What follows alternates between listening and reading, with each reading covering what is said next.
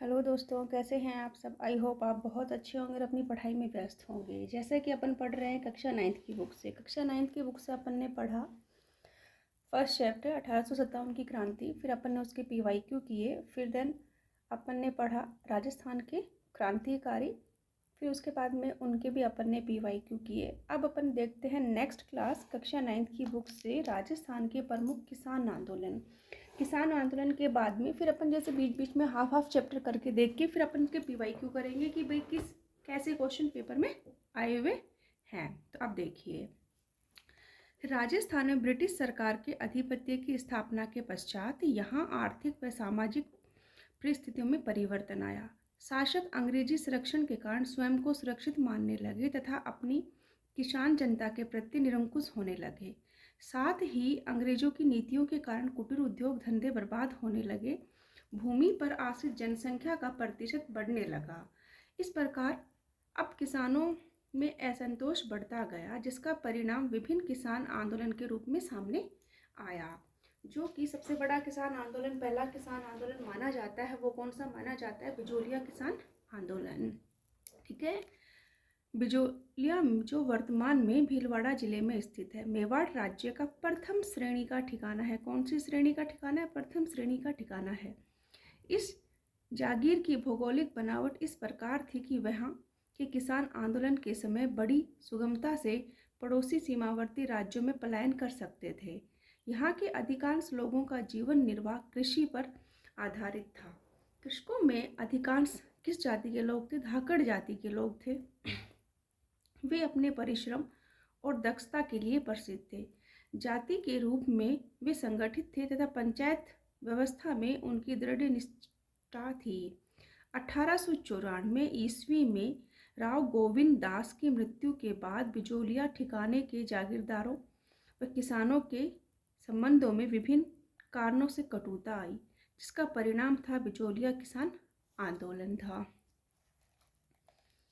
बिजोलिया किसान आंदोलन का अध्ययन 3 भागों में किया जा सकता है। प्रथम चरण 1897 ईस्वी से 1915 ईस्वी तक का था। इस काल में आंदोलन का नेतृत्व स्थानीय लोग के द्वारा किया जा रहा था। आंदोलन द्वितीय चरण जो था 1915 से आरंभ हुआ और जो 1923 तक चला। आंदोलन का यह काल अत्यंत महत्वपूर्ण था। इस काल में आंदोलन का संचालन राष्ट्रीय स्तर के योग्य व अनुभवी व्यक्तियों के द्वारा संपन्न हुआ। अब यह आंदोलन राष्ट्रीय मुख्य धारा से जुड़ गया था। तीसरा चरण आंदोलन का पराभव काल था, जो कि 1941 तक समाप्त हुआ। 1897 ईस्वी में बिजोलिया ठिकानों के हजारों किसान एक मृत्यु भोज के अवसर पर गिरधरपुरा गांव में एकत्रित हुए थे। कब हुए थे? 1897 में। गांव कौन सा था? गिरधरपुरा गांव में एकत्रित हुए। यह ठिकाने के अत्याचार व शोषण से संबंधित किसानों ने एक दूसरे विचार विमर्श किया और निर्णय लिया कि उनके प्रतिनिधि उदयपुर जाकर महाराणा फतेह सिंह से भेंट कर न्याय के लिए पुकार करे, किंतु इस पुकार का कोई परिणाम नहीं निकला। रियासती सरकार के द्वारा अपनाया गई निष्क्रियता और उदासीनता से बिजोलिया के शासक को किसान विरोधी नीति अपनाने के लिए प्रोत्साहन मिला। बिजोलिया जागीर किसान पहले से ही विभिन्न प्रकार की लागों से बोझ से दबा हुआ था। अब 1903 ईस्वी में राव किशन सिंह ने बिजोलिया अंचल में एक नया चौरी कर लगा दिया। हर व्यक्ति को अपनी लड़की के विवाह के अवसर पर 13 रुपये ठिकाने में जमा करवाना पड़ता था। फिर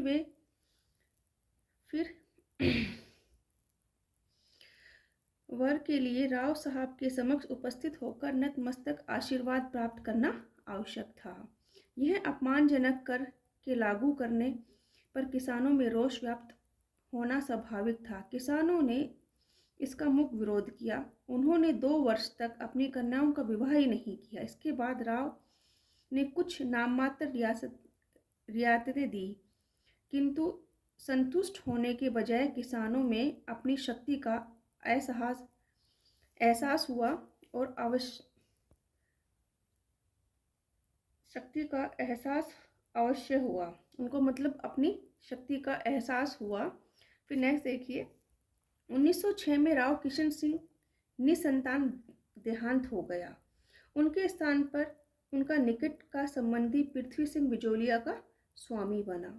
उसने मेवाड़ राज्य के द्वारा नए जागीरदारों से तलवार बधाई के रूप में ली रकम का भार जनता पर डाल दिया। किसानों ने जब इसका विरोध किया तो स्थानीय शासक ने किसान आंदोलन से जुड़े व्यक्तियों के विरुद्ध शक्ति का रुख अपनाया, दमनकारी नीति का अनुसरण किया। किसान नेता साधु सीताराम को ठिकाने के पुस्तकालय से सेवा मुक्त कर दिया गया।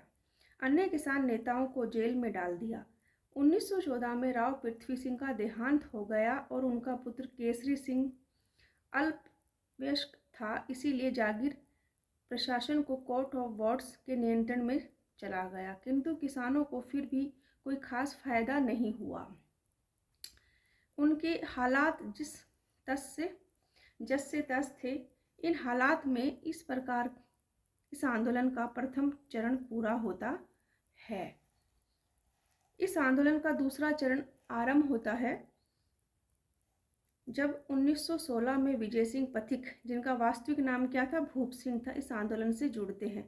विजय सिंह पथिक के कार्य करने की अपूर्ण क्षमता थी। सर्वप्रथम उन्होंने किसानों को सुनियोजित रूप से संगठित किया तथा आंदोलन को व्यवस्थित स्वरूप प्रदान किया। उन्होंने बिजोलिया में विद्या प्रचारणी सभा का गठन किया। किसका किया? विद्या प्रचारणी सभा का गठन किया, जिसके तत्वाधान में एक पुस्तकालय, एक पाठशाला और एक अखाड़ा चालू किया। वे राजनीतिक गतिविधियों के केंद्र बन गए। माणिक्यलाल वर्मा, जो इस समय बिजोलिया ठिकाने में एक कर्मचारी के पद पर कार्यरत थे, पथिक के संपर्क में आए और उन्होंने पथिक से प्रभावित होकर ठिकाने की नौकरी से अवकाश ले लिया। उन्होंने पथिक से आजीवन देश सेवा की दीक्षा ली और पथिक के साथ किसानों को संगठित करने के कार्य में जुट गए। इस कार्य में साधु सीताराम दास का भी पथिक को बड़ा सहयोग रहा। विजय सिंह पथिक ऊपरमाल क्षेत्र में अत्यधिक लोकप्रिय हो गए। वहां के निवासी उन्हें महात्मा जी कहकर संबोधित करते थे। उनके आदेश का पालन करने के लिए सदैव तैयार रहते थे। पथिक किसानों की दुर्दशा से परिचित हो चुके थे। इस भयावह स्थिति के निवारण हेतु पथिक ने किसान आंदोलन को सक्रिय बनाने का निर्णय लिया और 1917 में हरियाली अमावस्या के दिन, जो कि हरियाली अमावस्या नहीं, सावन अमावस्या के दिन ऊपरमाल पंचमोड़ तत्वाधान में क्रांति का बिगुल बजा दिया। पथिक ने किसानों को युद्ध का चंदा नहीं देने के लिए आह्वान किया। किसानों ने घोषणा की कि वे बेकार नहीं करेंगे। गोविंद निवास गांव के नारायण पटेल ने ठिकानों में बेकार करने से इनकार कर दिया। तो किसने किया था? गोविंद निवासी गांव के कौन से थे? नारायण जी पटेल ने मना किया था। इस पर ठिकानों के कर्मचारियों ने उसे पकड़ लिया और कैद में डाल दिया।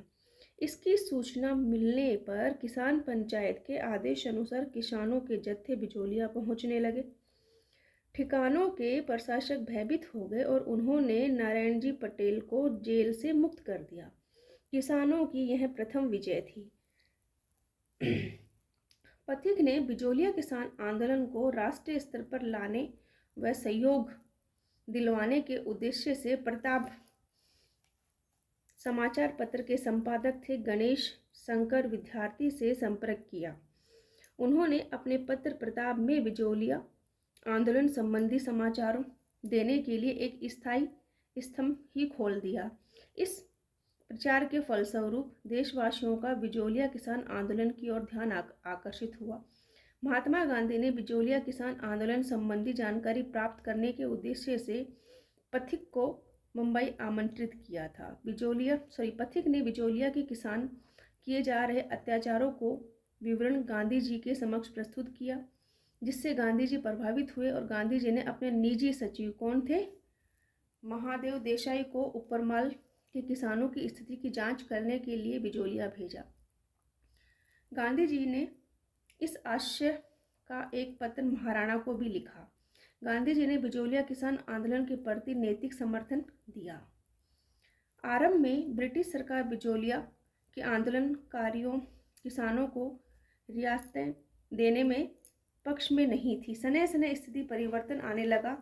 अगस्त 1920 में भारत में महात्मा गांधी के नेतृत्व में असहयोग आंदोलन आरंभ हुआ, जो 1921 में भयंकर रूप ले चुका था। ऐसी स्थिति में ब्रिटिश सरकार ने निश्चय किया कि बिजोलिया किसान आंदोलन को तुरंत शांत किया जाए। इस उद्देश्य से ब्रिटिश सरकार ने एक उच्च स्तरीय समिति का गठन किया, जिसमें एजीजी रॉबर्ट हॉलैंड, उसके सचिव आगलवी, मेवाड़ के ब्रिटिश एजेंट विलिक्सन, मेवाड़ राज्य के दीवान प्रभाष चंद्र चटर्जी और राज्य के शायर हाकिम बिहारी लाल को रखा। लंबे विचार विमर्श के पश्चात 11 फरवरी 1922 को ठिकाने और किसान पंचायत के बीच में समझौता हुआ। एजीजी हॉलैंड ने किसानों के पक्ष में औचित्य को स्वीकारा। समझौते के अनुसार किसानों को अनेक रियासतें दी गई थी। लगभग 35 लागें समाप्त कर दी। कितनी लागें समाप्त करी थी? 35। इस प्रकार 1922 में आंदोलन समाप्त हुआ। असहयोग आंदोलन के समाप्त होते ही एजीजी किसानों के साथ हुए समझौतों के प्रति उदासीन हो गया और बिजोलिया के जागीरदारों ने समझौते का उल्लंघन करते हुए किसानों पर पुनः नई लागें लगा दी। लगान की मांग बढ़ी थी। 1923 और 26 का समय किसानों ने बड़ी तकलीफ से गुजारा। मार्च 1927 में किसान पंचायत हुई, जिसमें राम नारायण चौधरी और माणिक्यलाल वर्मा भी उपस्थित हुए। पथिक ने किसानों को बारानी भूमि छोड़ने तथा अहिंसात्मक साधनों से आंदोलन को जारी रखने का सुझाव दिया, किंतु यह प्रयोग असफल रहा। 20 जुलाई 1931 में सेठ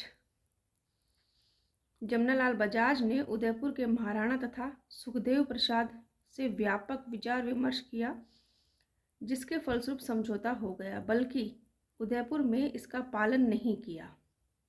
किंतु जब मेवाड़ प्रजामंडल आंदोलन व्यापक प्रसार हो रहा था, तब इस भय से कि किसान प्रजामंडल से न जुड़ जाए, इस कुछ पहल आवश्यक थी। 1941 में मेवाड़ के दीवान टी विजय राघवाचार्य ने राजस्व मंत्री थे मोहन सिंह मेहता को बिजोलिया भेजा, जिन्होंने किसान नेताओं व अन्य नेताओं से बातचीत कर किसानों की समस्याओं का समाधान करवाया और किसानों को उनकी ज़मीनें वापस दे दी गई। इस प्रकार यह आंदोलन समाप्त हुआ। जैसा कि अपन ने देखा, बिजोलिया किसान आंदोलन जो कि 1897 में चालू हुआ था और 1941 में जाके ये समाप्त हुआ। तो उसी तरीके से अब अपन जब कल नेक्स्ट क्लास लेंगे, उसमें देखेंगे इसके PYQ, और जैसे जैसे अपन इस बुक की किसान आंदोलन पढ़ेंगे, वैसे वैसे उसके अनुसार जो भी PYQ आए हुए हैं एग्ज़ाम में, फिर वो देखेंगे। तो इसी सीरीज़ में अपन आगे बढ़ेंगे।